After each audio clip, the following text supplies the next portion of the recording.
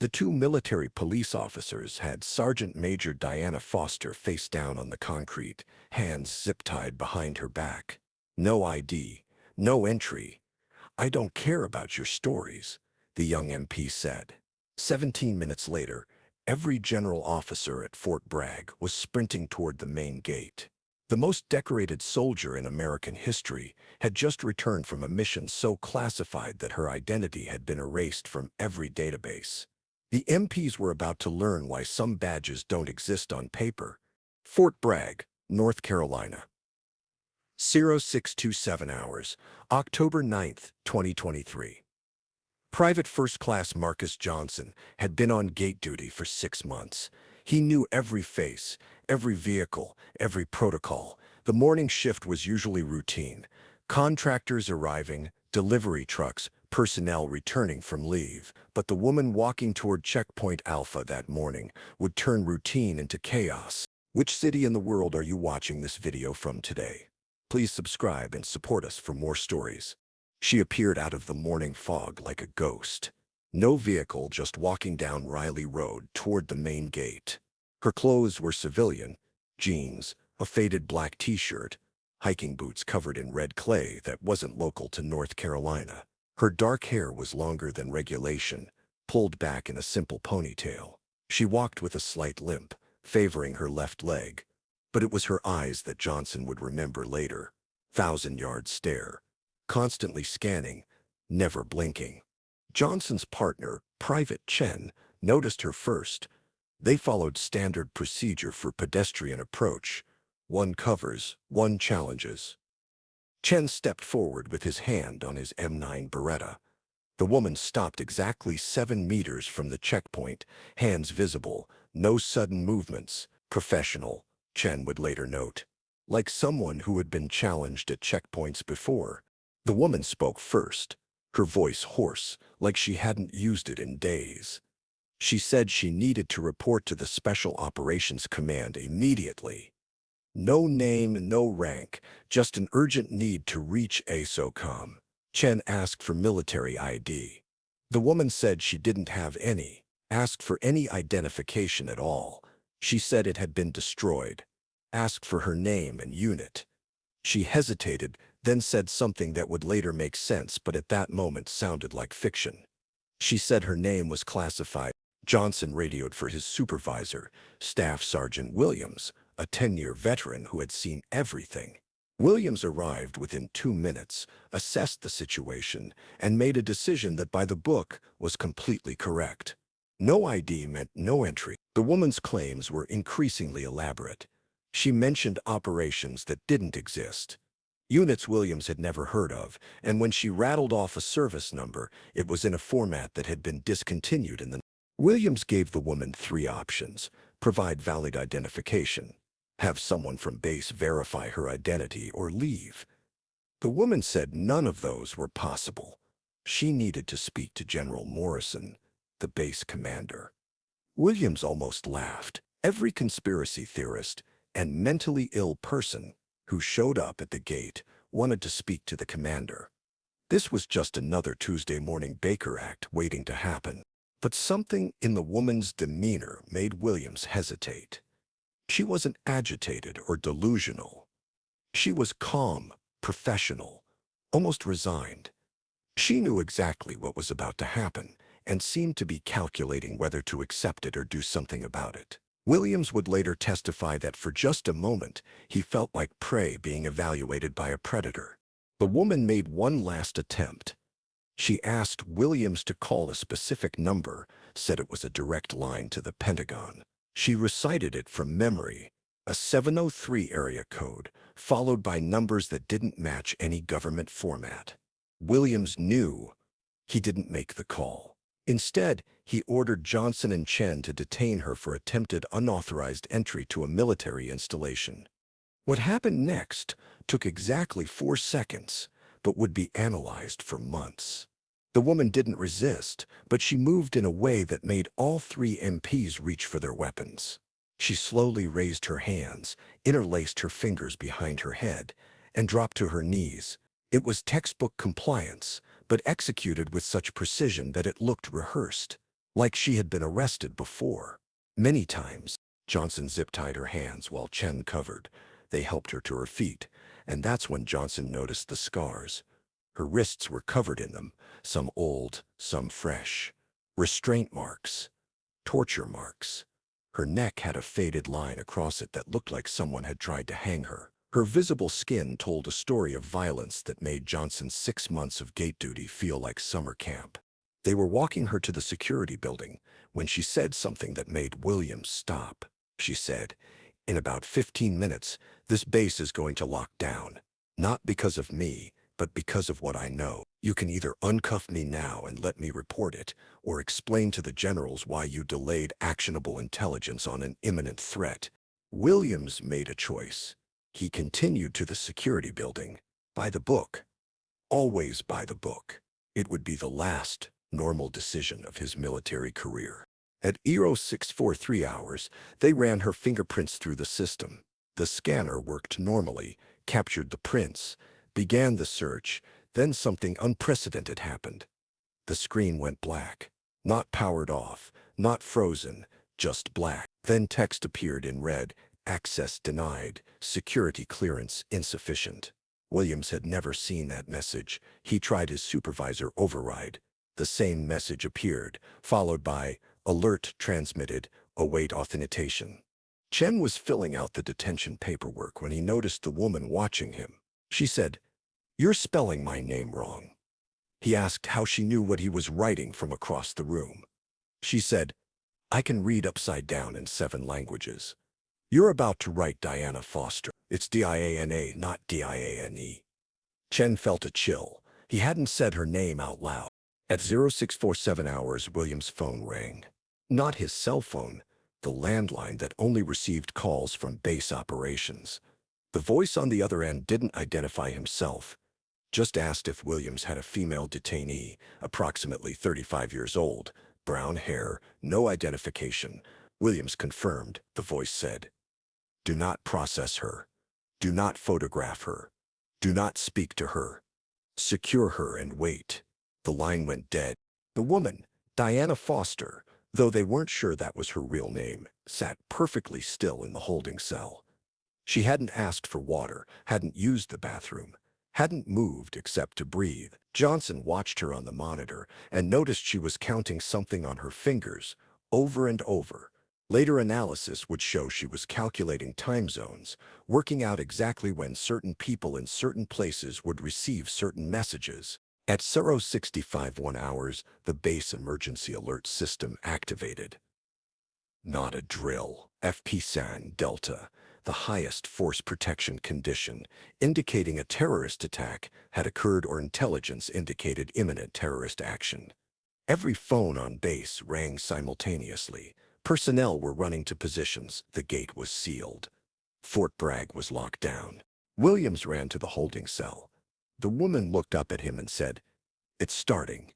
You need to get me to USOCOM now, or Americans are going to die." Williams hesitated. She added, "Check your news, New York." 4 minutes ago, Chen pulled up his phone, checked breaking news. Explosion in Times Square, origin unknown, casualties unknown. The timestamp, the woman said. "That's the diversion. The real attack is in 12 minutes. Los Angeles International Airport, Terminal 4, Gate 47. Southwest Flight 1D23 to Washington, Reagan. I know because I spent 8 months undercover getting this intelligence, and every second you keep me in this cell is a second closer to 2087 people dying." Williams made a decision that would either end his career or save lives. He opened the cell. As he reached for his keys to remove the zip ties, the woman did something impossible. She brought her hands from behind her back to her front, the zip ties falling to the floor in pieces. She had dislocated both shoulders, slipped the restraints, and relocated them. The entire process had been silent and took less than 3 seconds. Before Williams could react, his phone rang again. This time it was Colonel Harrison, base security commander. His voice was barely controlled panic. "Is your detainee a woman mid-30s, approximately 5'6", brown hair?" Williams confirmed. Harrison said, Jesus Christ. Do you know who you have? Get her to my office now. And Williams?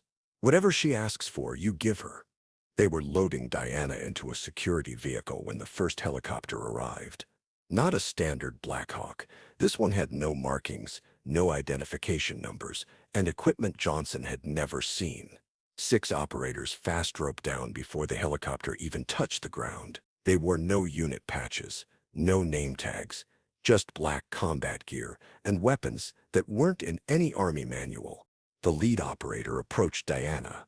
Instead of saluting, he did something Johnson had never seen. He dropped to one knee and bowed his head. He said, "Phoenix, we thought you were dead." Diana replied, "I was. For 73 hours. But I got what we needed." The operator stood, and Johnson saw tears in his eyes. Combat tears. The kind warriors cry when the impossible happens. By 65 hours, the base was in chaos. General Morrison's convoy screamed through the streets, heading for the gate. The deputy commander was running, actually running from the headquarters building. Every officer above the rank of major was converging on the security building. And in the middle of it all, Diana Foster stood perfectly calm, as if she had expected this exact response. General Morrison arrived first, jumping from his vehicle before it fully stopped. He was in his PT uniform, having been pulled from his morning run. When he saw Diana, he stopped dead in his tracks. His face went through several emotions: disbelief, relief, then something Johnson had never seen on a general's face: fear. Morrison said, "My God, Diana, we held your memorial service." Diana replied, "I know, sir. I watched it from a shipping container in Karachi. Very nice speech, by the way, though you got my hometown wrong. It's Austin, not Houston." Morrison's hands were shaking. This was a man who had led soldiers in Iraq and Afghanistan, who had been shot at and blown up, and his hands were shaking looking at this woman. More helicopters arrived. Different types. Military, government. Some Johnson couldn't identify. People in suits jumped out alongside operators in full combat gear. One man in a suit approached Diana and handed her a satellite phone. She dialed from memory, spoke in what sounded like Arabic, then Mandarin, then Russian, all within 30 seconds. When she hung up, she turned to Morrison and said, "LAX is secure. The devices have been located. Teams are moving." The deputy director of the CIA arrived at 0703 hours. He had somehow traveled from Langley to Fort Bragg in 16 minutes, which was physically impossible unless he had already been en route. He embraced Diana like a father hugging a daughter returned from the dead. He said, "The president wants to debrief you personally." Diana replied, "Tell him he'll have to wait. I have 6 more cells to identify first." Johnson, Chen, and Williams stood forgotten in the chaos, watching as the most powerful people in American intelligence and military communities deferred to the woman they had arrested 30 minutes earlier. Finally, Diana noticed them. She walked over, and they instinctively came to attention. She said, "At ease, soldiers. You did your job perfectly. Never apologize for following protocol." Williams found his voice and asked, "Who are you?" Diana smiled, the first emotion besides exhaustion she had shown. She said, "Officially, I don't exist. Unofficially, I'm Sergeant Major Diana Foster, Intelligence Support Activity, though those records were deleted 18 months ago when I went under. I've been inside a terrorist network, working my way up, gathering intelligence on a coordinated attack on 12 American cities." Chen asked, "Why didn't you have identification?" Diana lifted her shirt slightly, revealing a massive healing wound on her side. She said, "When you're being waterboarded in a Pakistani safe house, carrying a military ID tends to complicate things. I escaped 4 days ago, made my way through 3 countries with no papers, no money, and half the terrorist networks in Asia trying to find me. I got to American soil 6 hours ago." Johnson couldn't help himself. He asked, "How did you know about the attacks?" Diana's smile disappeared. She said, "Because I helped plan them." That was my cover. I was their American advisor, teaching them our security protocols. Every attack I planned, I built in a weakness only I knew about. But to sell it, I had to let some succeed. Do you have any idea what it's like to know people are going to die and not be able to stop it? General Morrison interrupted. He said Diana needed to brief the National Security Council immediately. As she was walking toward a waiting helicopter, she turned back to the three MPs. She said, "You're going to be investigated, interviewed, probably polygraphed. Tell them everything. You did nothing wrong. In fact, you did everything right." The system worked exactly as it was supposed to. Williams asked. "The system that arrested you?" Diana replied. "The system that made sure I was who I claimed to be before letting me on base. Do you know how many times enemy agents have tried to penetrate military installations claiming to be returning operators? Your vigilance probably saved lives, just not today."